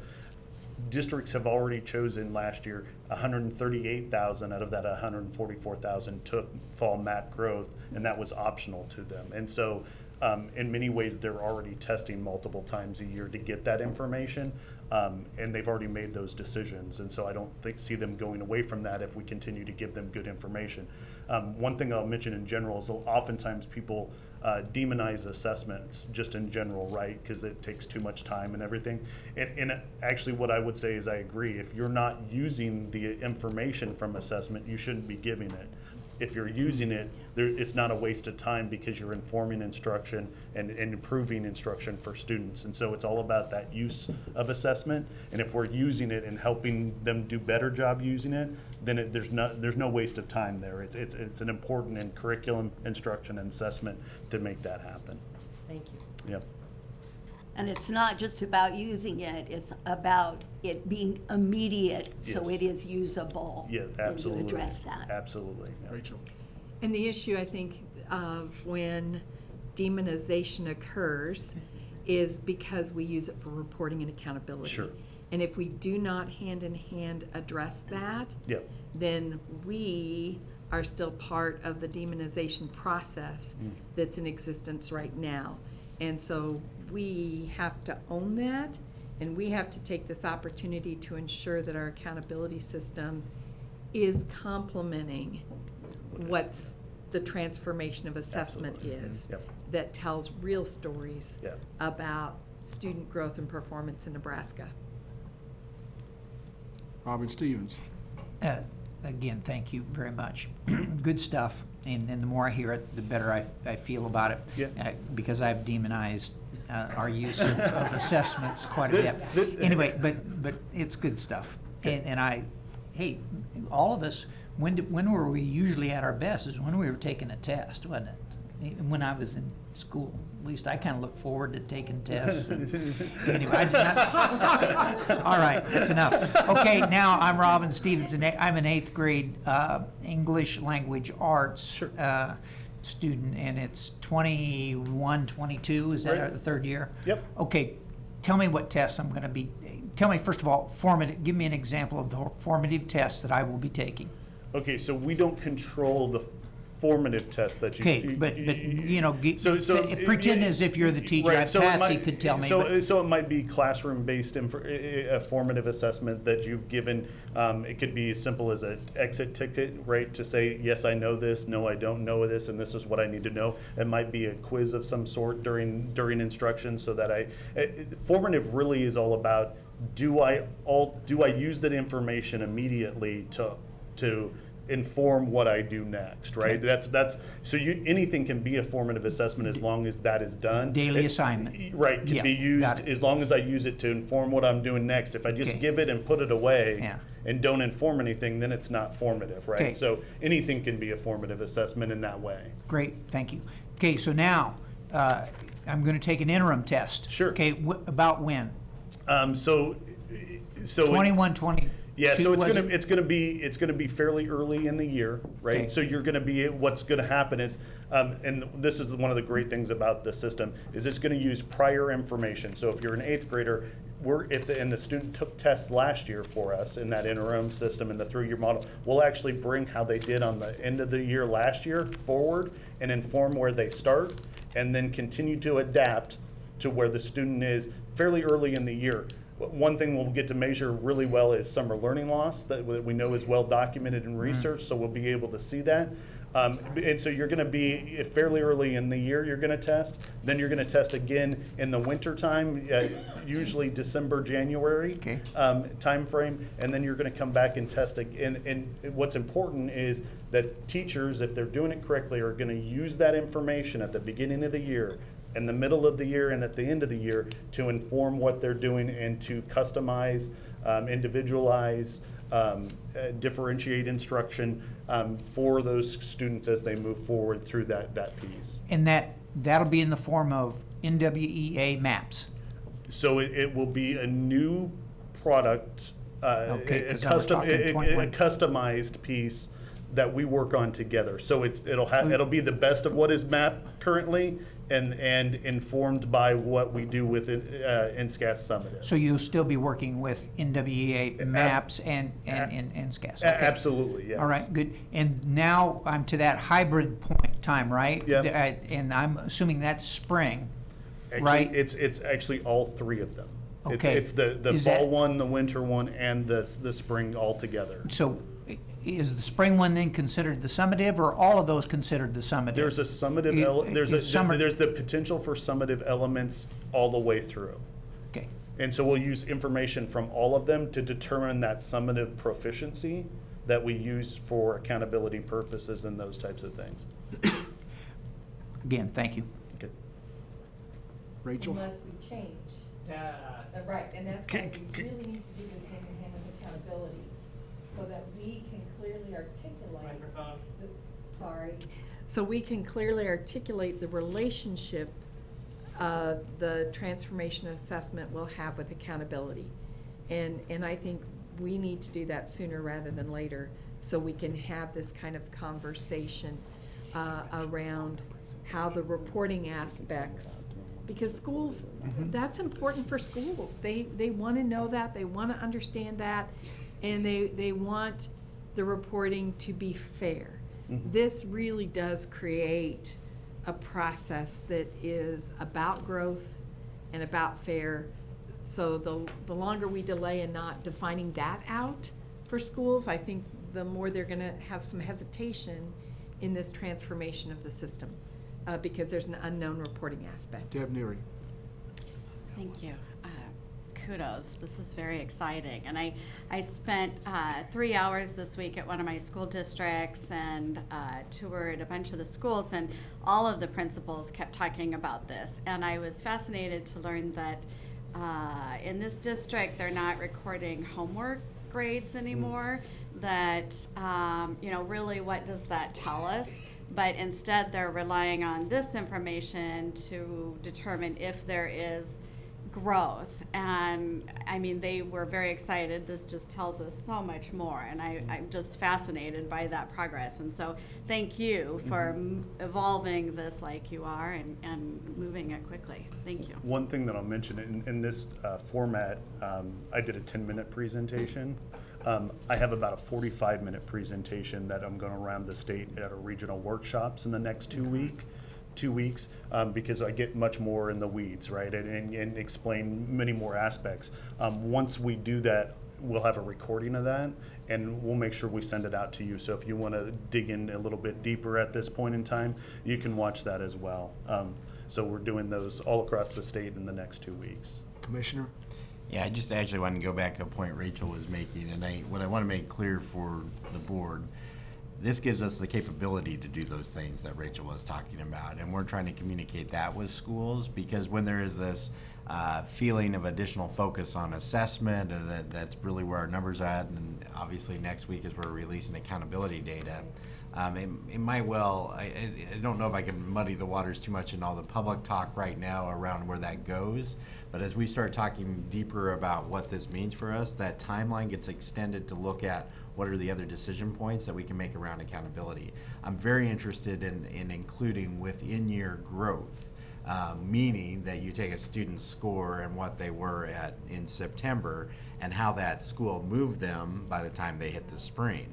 That actually is the most important part, because that's the actual gauge of what happens, and that's what we're going to be really able to do underneath this system. And so I'm very excited about this. I'm just going to tell you, I've probably spent more years and time on state assessment in my career than I ever thought I would, by the way. But it's really important, and here's why it's important, because ultimately at the end of the day, it's about ensuring that everything that we do improves the access to our students, or access to solid opportunities for our students, improves our supports for our teachers in this system, improves our real dialogue with schools about school improvement, about the types of things that they can do, and make sure that even with the Reading Improvement Act and other things that we hear from the legislature, sometimes that becomes tense. That coherence that Corey talks about is absolutely critical, and where we are moving the state.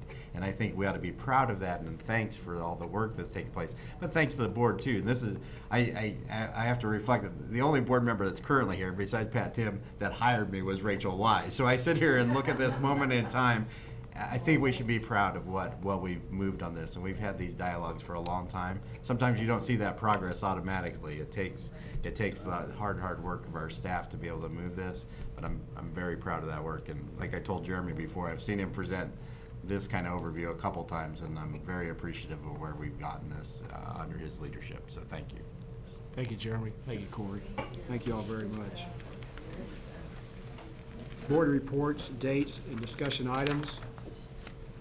Is there a motion to approve meetings that took place in the past that were previously approved for Lisa Fricky? So move. Second? Second, right. Discussion?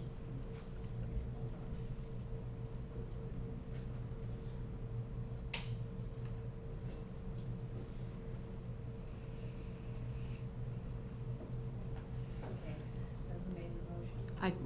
Rachel did. Second by Robert. Discussion?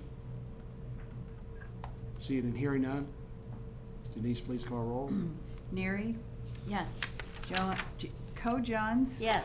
Sorry. Fricky, Abstain. Nichols, Yes.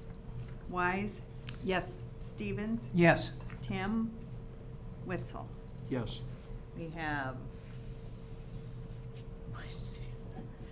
7, 6 Six. yes. I'm sorry. Okay. 6 yes, 1 abstain, 1 absent. Thank you, Denise. Thank you very much, ma'am. Is there a motion to approve meetings that took place in the past that were not previously approved for Patsy Co-Johns? Do I hear a motion? So moved. Second. Lisa and Rachel. Thank you. Discussion? Seeing and hearing none. Denise, please call roll. Neary, Yes. Co-Johns, Abstain. Fricky, Yes. Nichols, Yes. Wise, Yes. Stevens, Yes. Witzel, Yes. Tim. 6 yes, 1 abstain, 1 absent. Thank you very much, Denise.